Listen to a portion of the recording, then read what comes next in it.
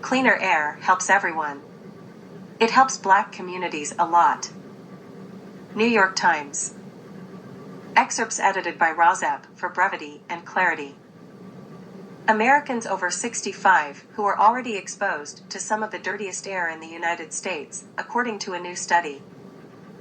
The research could inform a crucial Environmental Protection Agency decision to tighten limits on fine particulate matter. New research. Cleaner air helps everyone. It helps Black communities a lot. A new study quantified the benefits of pollution reduction in terms of race and class. St. James, Louisiana, one of several Mississippi River towns dotted by chemical plants and oil refineries. March 24, 2023. The Environmental Protection Agency is considering new standards for the maximum amount of fine particulate matter in outdoor air. A recent study examined how the benefits of stricter limits would be distributed across American society. What's new in this research?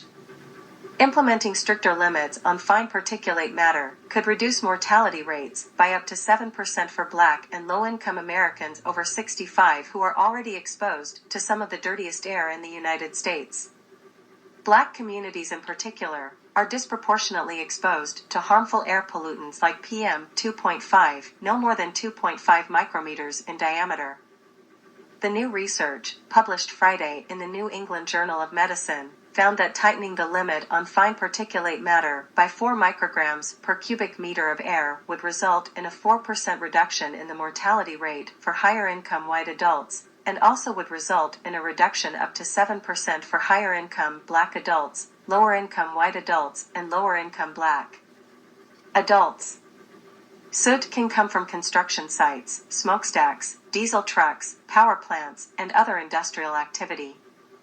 Wildfire smoke is also a major source of particulate matter pollution. Change in guidance could prevent 4,200 premature deaths each year. New research reveals that a stricter 8 micrograms would make a real difference. The Biden administration's effort to address environmental justice, Michael Regan, the EPA administrator, has said. In a separate study last year, researchers uncovered stark disparities between white Americans and people of color. A study from 2020 quantified how air pollution ignores borders. In most states, about half of the premature deaths caused by poor air quality are linked to pollutants that blow in from other states.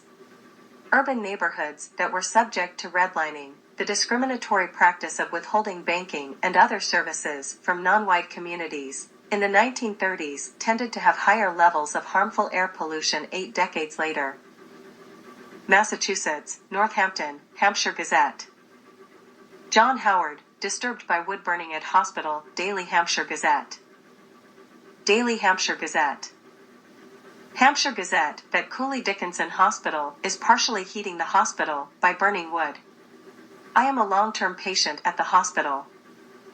Excerpts edited by Rozep for brevity and clarity. Disturbed by wood burning at hospital. March 24, 2023 letter to the editor.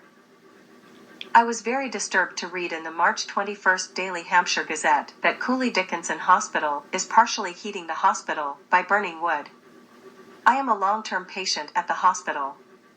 In the same issue of the Gazette was a long article from the UN on the climate change crisis. Basically, in order to survive, we humans need to stop burning up things that put carbon dioxide into the air.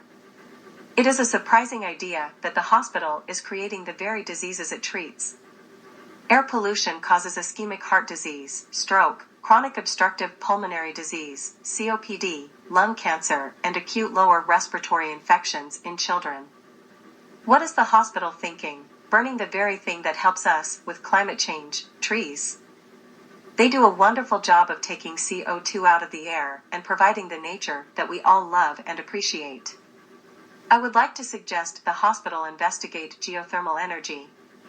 Several of the local colleges have begun geothermal projects for their campuses. The Inflation Reduction Act and other state and federal incentives go a long way to financing this old/new form of energy. Missouri Department of Natural Resources and Nebraska NDE EPA Region 7. EPA Press Office. March 27, 2023. Here, https://epa.mediaroom.com/index.php s $20300 ampersand unsub $1 hide _page_content =1. EPA announces $3 million each to Missouri and Nebraska to fund innovative projects that tackle climate pollution. U.S. Environmental Protection Agency, Region 7 to 11201, Renner Boulevard, Lenexa, Kansas, 66219. Iowa, Kansas, Missouri, Nebraska, and 9 tribal nations.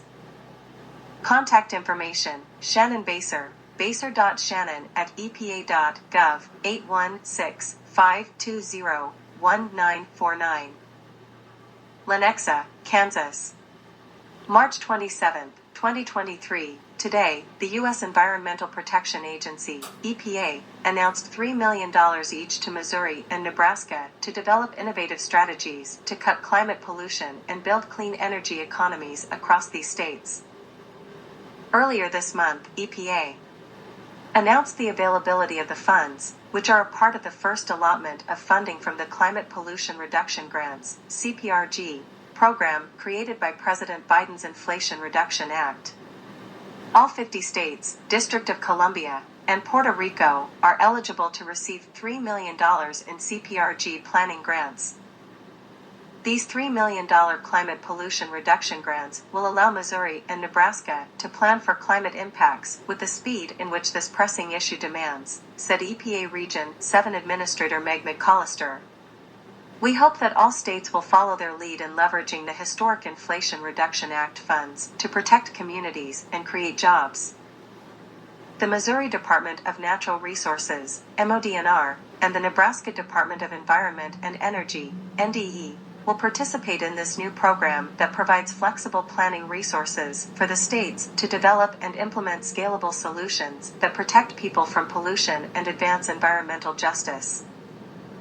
As we begin planning this effort, we look forward to engaging partners and stakeholders from across Missouri, said MODNR Director Drew Bunton. Missouri's plan will help industry to finance voluntary projects that will enhance their ability to meet the state's future energy needs. We will also work to provide new tools and funding opportunities for projects to reduce pollution and improve the environment for all Missourians. Finally, we are committed to improving community engagement efforts so that everyone has a seat at the table. MODNR and NDE will use these funds to develop a climate action plan in collaboration with municipalities and organizations in their states, and to conduct meaningful engagement, especially with low-income and disadvantaged communities. Later this year, EPA will launch a $4.6 billion CPRG implementation grant competition to implement projects and initiatives outlined in the climate action plans developed using funding from the CPRG planning grants. Missouri and Nebraska will be eligible to receive funds from this competition, as will the other states that submit their intention to apply prior to the March 31st deadline.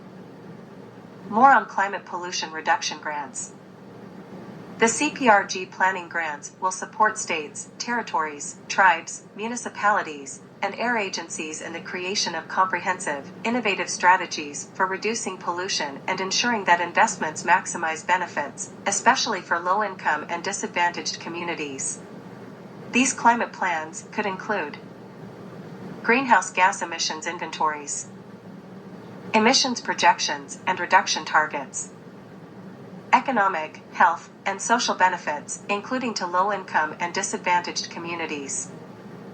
Plans to leverage other sources of federal funding, including the Bipartisan Infrastructure Law and Inflation Reduction Act. Workforce needs to support decarbonization and a clean energy economy. Future government staffing and budget needs. In program guidance released earlier this month, EPA describes how the agency intends to award and manage CPRG funds to eligible entities, including states, metropolitan areas, tribes, and territories.